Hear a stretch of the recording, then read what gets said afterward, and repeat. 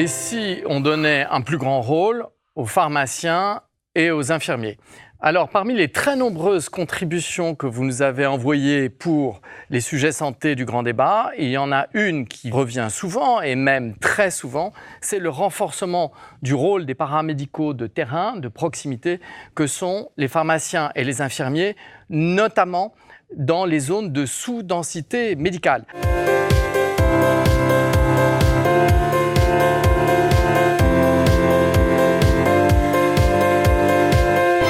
Bonjour, je suis étudiant en pharmacie. Ma proposition est la suivante: permettre la prescription pharmaceutique en France comme au Québec. De manière générale, permettre aux non-médecins d'exercer des actes médicaux en France et ainsi libérer du temps aux médecins qui pourra en accorder beaucoup plus à ses patients car comme tout soignant, il n'est pas un technicien. Pourquoi ne pas laisser la possibilité aux orthoptistes de renouveler les lunettes ?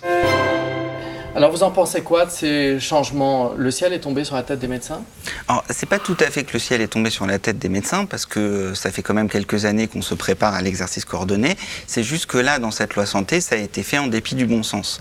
C'est-à-dire qu'on donne aux pharmaciens un rôle qui n'est pas le rôle du pharmacien. Quand on a préparé l'émission, vous nous avez dit que vous aviez l'impression, je cite dans le texte, qu'on dépeçait le rôle du médecin généraliste et que finalement, les actes plus simples, plus rapides, et finalement rémunérateur du médecin basculait vers d'autres professionnels. Alors, c'est quoi votre inquiétude là-dessus? Il faut quand même remettre une réalité en face. 25 € la consultation, c'est le tarif le moins cher d'Europe. En Hongrie, on est à 32 € pour donner un ordre d'idée.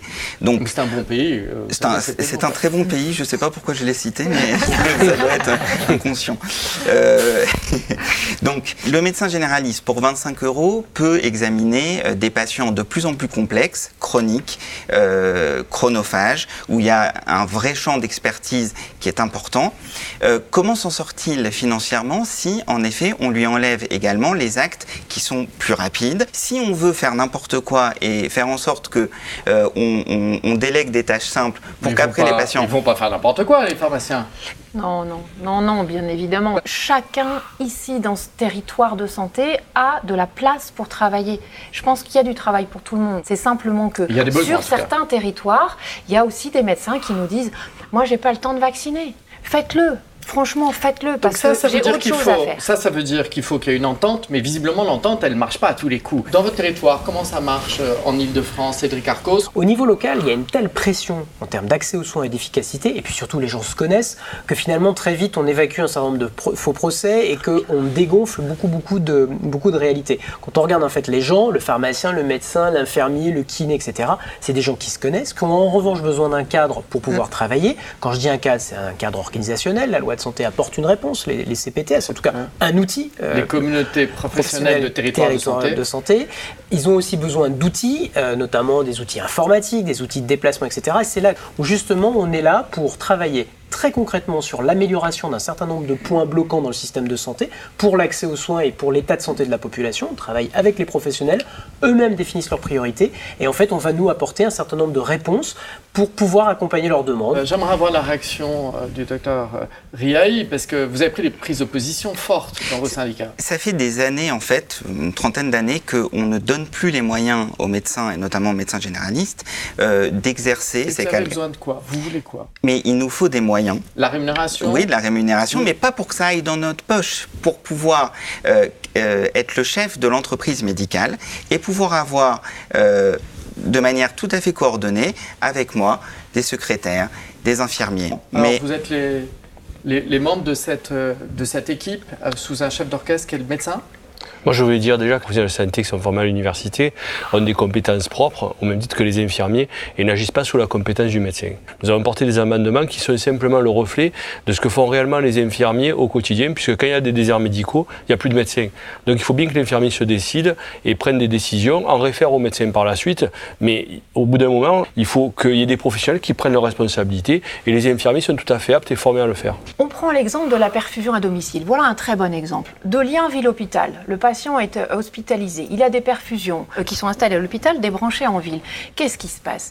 Le médecin va rédiger une ordonnance. Parfois, il l'a fait sur un document officiel, parfois, c'est moins le cas. Qu'est-ce qu'on fait, nous, pharmaciens? On va prendre notre téléphone, on va appeler l'infirmier, on va d'abord s'assurer quel est l'infirmier du patient, parce qu'on est bien dans un coordination interpro, parce que c'est l'infirmière qui sait si le patient a des veines fragiles. C'est une vraie révolution culturelle quand même. Et ça, c'est vraiment un exemple très précis. Et dans les cadres des CPTS, pour rebondir sur ce qui a été dit tout à l'heure, c'est bien le territoire, c'est bien l'ensemble des acteurs qui se connaissent, qui décident un jour de se dire « Allez, on va plus loin ». On crée une communauté pour mieux travailler ensemble. Il y a un autre exemple concret, c'est la vaccination. On s'aperçoit quand même qu'il y a des trous dans la raquette, que la couverture vaccinale, par exemple, elle n'est pas extraordinaire. Mais ça, c'est pas lié, excusez-moi, c'est pas lié au problème des médecins. Est-ce qu'on n'a pas intérêt à avoir une stérophonie? Plus de gens vaccinent, mieux c'est. Alors, je veux bien, mais alors à ce moment-là, qu'on permette aux médecins généralistes d'avoir chez eux les vaccins, et je peux vous assurer qu'à ce moment-là, la couverture vaccinale, elle sera parfaite. Et ça, les pharmaciens, ils ne voulaient pas, ça. Les pharmaciens, ils veulent bien vacciner, mais ils ne voulaient pas que les médecins... Dans les mêmes conditions de conservation, de rigueur et de traçabilité que le pharmacien. La vaccination contre la grippe A aurait fonctionné, toutes les études le montrent, si on avait laissé les médecins généralistes avoir les stocks et le faire. Je m'inquiète, en France, on est en train de dire que la vaccination appartient à quelqu'un. La vaccination appartient à personne, c'est un problème de santé publique. Et il n'y a pas de diagnostic pour vacciner quelqu'un. Ce sont des recommandations internationales et des recommandations en France. Et dans beaucoup de pays, la vaccination, ce sont des infirmiers qui le font. Et on a des taux de vaccination, je prendrai l'exemple de l'Espagne ou du Québec, par exemple, où la vaccination est assurée par les paramédicaux. Et on a des taux tout à fait satisfaisants et pas d'épidémie telle qu'il flambe actuellement en France. Là, ce que vous dites, c'est que finalement, il y a certains périmètres qui pourraient être complètement redistribués. Exactement. On est un système de santé qui dépense plus de 200 milliards d'euros par an et qui ne répond plus suffisamment aux besoins de santé de la population. Je crois vraiment, en tout cas, qu'on ne s'en sortira pas, qu'on ne répondra pas aux besoins des patients avec des recettes du passé et sans mobiliser toutes les forces qu'on a aujourd'hui dans notre système de santé, qui pense qu'on a devant nous pour avancer vers de nouvelles recettes. Et la loi de santé commence à poser un certain nombre d'éléments intéressants. On a, pour moi, 4 transformations à faire. On a d'abord une transformation législative, elle est en cours, où très clairement, il faut amener tout le monde là où il a le plus de valeur ajoutée. Il faut donc aller vers la coopération, vers la délégation de tâches, de façon assez massive. Tous les autres pays développés l'ont fait, il n'y a pas de catastrophe sanitaire ailleurs, il n'y a pas de raison qu'il y ait une spécificité française. Je crois qu'on a une révolution financière également à apparaître. La troisième révolution qui me paraît très importante, c'est une révolution de gouvernance. Je crois que si on reste dans des règlements seulement nationaux, on va malheureusement être enfermé sur des postures, là où ce sont les territoires qui sont en capacité, vous l'évoquiez, les situations ne sont pas les mêmes, les acteurs ne sont pas les mêmes, et effectivement je pense que certains sont prêts à aller beaucoup plus vite que d'autres, et malheureusement souvent la contrainte et la pénurie permettent d'aller plus loin. Et puis la quatrième et dernière révolution pour moi, c'est une révolution culturelle. Je crois qu'il faut vraiment que les professionnels de santé, ils apprennent à se faire confiance. Je crois aussi vraiment que c'est terminé l'époque où le médecin était le chef de tout. Je crois qu'aujourd'hui, il faut respecter tous les professionnels de santé. Le médecin, il a une expertise unique, indispensable, mais le pharmacien, il a aussi son expertise unique, indispensable, de même que l'infirmier, de même que l'orthophoniste, etc. Docteur Riahi, une réaction ? Oui, je trouve que tout le débat qui est autour de cette loi santé, c'est assez facile. Il y a un bouc émissaire, c'est le médecin, d'accord ? Les jeunes ne veulent pas s'installer, le médecin veut rien déléguer, le médecin, c'est un vieux réactionnaire qui veut jamais changer. Ce sont vraiment des solutions, je trouve vraiment caricaturales, agaçantes quand on sait ce que le médecin généraliste il supporte. Le médecin généraliste, c'est difficile.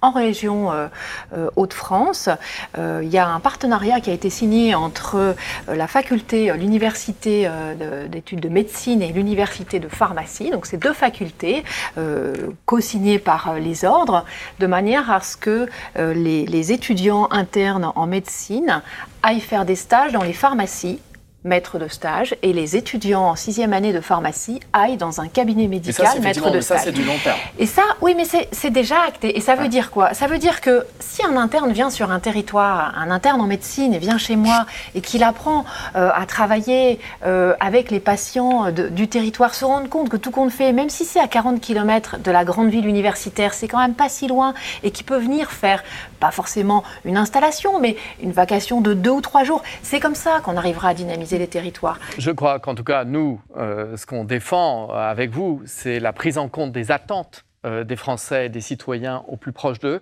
en utilisant l'ensemble des ressources disponibles, en les aidant à délivrer leurs actes et en bonne intelligence. Et ce que je disais, c'est qu'on souhaite, nous, vraiment porter les recommandations faites par vous et par les Français au plus haut niveau. On s'y est engagé, nous allons le faire, que ce soit au niveau des territoires. On a entendu que l'Île-de-France avait une oreille attentive, mais ce sera aussi auprès des autorités de tutelle et des décideurs. Merci.